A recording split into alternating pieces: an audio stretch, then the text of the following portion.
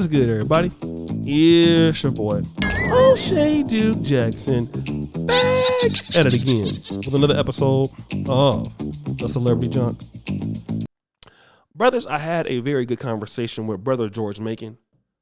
He has had a great influence on my life, and I'm pretty sure vice versa, especially when it comes to the black community. He's one of the greatest minds, I feel, that don't get enough credit in the black world for some of his ideas.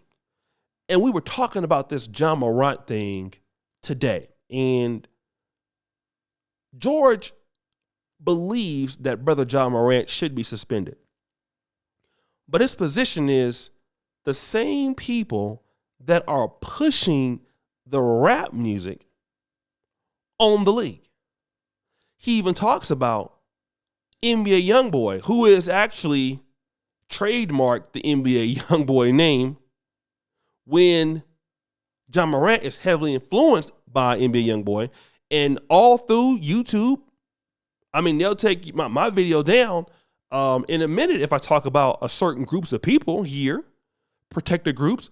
But you see these guys all through YouTube showing their guns, on Instagram showing their pistols and talking about how they're going to kill somebody. That is monetized here on YouTube. But then when John Morant shows a gun, and there's nothing in the contract or NBA players agreements. It's a gun that he owns. He's not breaking any laws. Why then are they suspending and reprimanding him when he's emulating the culture that people in the league are all TV and entertainment are pushing for? That's a very good question. I want to answer that today, partly. Hopefully me and him can have a small debate on it publicly. But now, Charles Barkley has weighed in on this. He's talked about that a lot of people are defending John Morant, not with the same position that George is coming out, but we have some brothers and sisters and athletes and entertainers that feel like nothing should be done to John Morant. Okay? But Charles Barkley says, listen, you're making $100 million a year to play sports. There are certain rules and regulations you have to live by. Okay? You can't do stupid stuff that's a trade-off. Now, here's something I want to say before I get into the rest of this. The NBA, in my honest opinion, and Brother George talked about this too today, they try to protect these guys. Sweep this stuff underneath the rug as much as they can. NBA players are stupid. Rappers are stupid. We hear all these crazy stories years after things have happened in the NBA on YouTube, right? Like we didn't even know what happened, but it happened. Like the Charles Barkley when he or Charles Oakley when he beat up Tyrone Hill, he owed him $40,000. You know, that would have been viral if somebody would have got a picture of it. But there are a lot of these things that happen that we don't know about because the league sweeps it underneath the rug. It's a bad thing for the brand, right? But the problem with John Morant is, bro, you put it out there, so now the league can't protect it. It's different if, you know, that little kid said John Morant beat me up or whatever. That kind of stuff, even though if it's true, it's wrong, they can deal with that somehow. They don't want to really have to put that out there. But the situation with John Morant was, you know what the rules are. You can own a gun, but displaying it, you know how your employer feels about guns on Instagram. That is not what the league wants as a reputation. It doesn't mean that you can't get fired or suspended for it. Let me tell you something. Being late for work is not against the law. Is that true? How many of you have ever been arrested for being late to work? Anybody? Anybody? Has anybody ever been arrested for, let's say, you know, I had a homeboy, for example, he was supposed to be at home, sick, and his job showed up. And when he opens the door, they have a body cam to show that he's there. He wasn't there. He can't get arrested for that. But it can get your ass written up or fired. And if you show up late to work, there are penalties that you're going to have to deal because you do it because you knew that you're not supposed to be late. You know that about jobs. We all know that. And the problem with John Morant is the same problem that we're having as black men. You cannot, repeat what I'm about to say, tell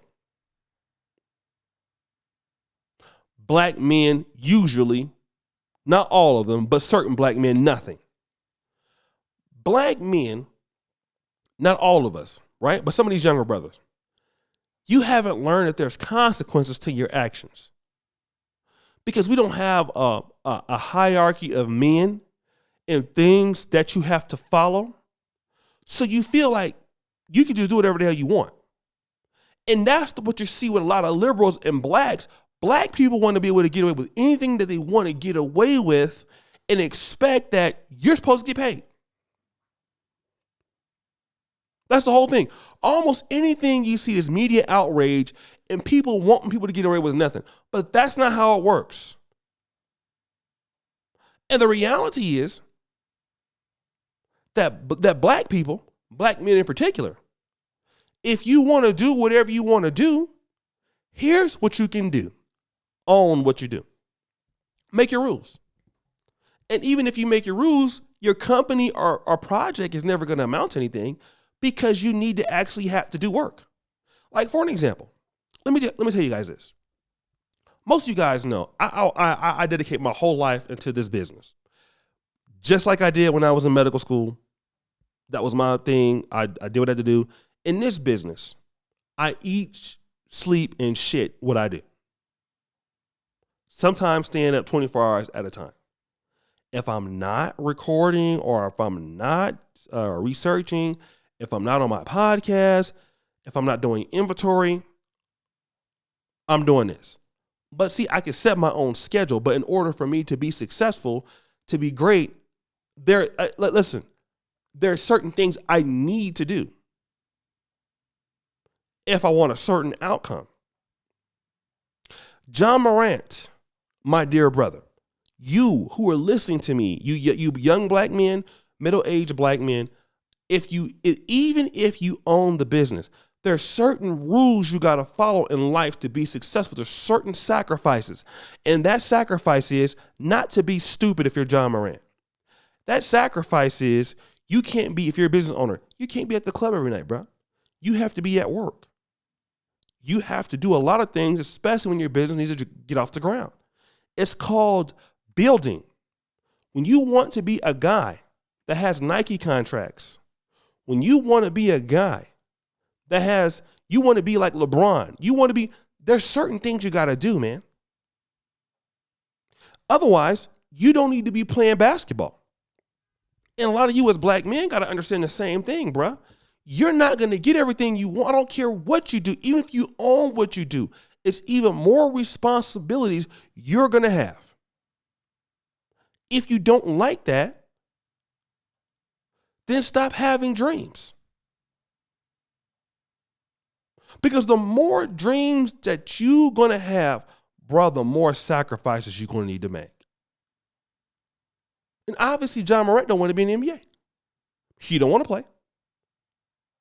So if you don't want to play, why are these people on the side talking about it's unfair? Listen, he knew what the rules were. We can't get around that. He knew what the rules were, what the rules of engagement. You can't say, I understand the rules of engagement, and then say, okay, well, you know what? That's foul. But you knew what the rules of engagement.